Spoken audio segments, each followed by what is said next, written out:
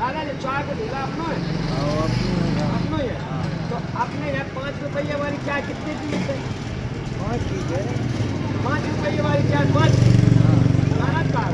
नाराज तो नहीं हो रहा है भैया। देखो बा में ये आफत है कि पहले स्टूल लगा लाओ और फिर पानी मंगा लाओ ग्राहक ने, और फिर कहीं भूलिया कहीं भाई एक सिगरेट और दे या 5 चक्कर तो हमारे चाय में लग गए। 5 रुपया बताओ, लेट ही हो गई कहीं पहुँच लो कहीं यार स्टूले ही चाय भी पूछ लो। हाँ स्टूले पहुँच।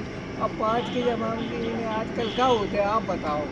तो 5 रुपये बेच रहे हैं, 5 रुपये वाली चाय 10 में बेच। क्या करें भाई, ये देखो पुराने ग्राहक है भाई साहब तो ठंडी की करे। पूछो उनकी, अब क्या करें, मजबूरी पूछने है। तो पड़ेगी।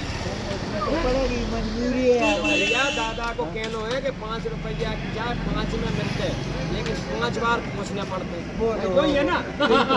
ये तो सही है। ए मामू भाई साहब भी देखो।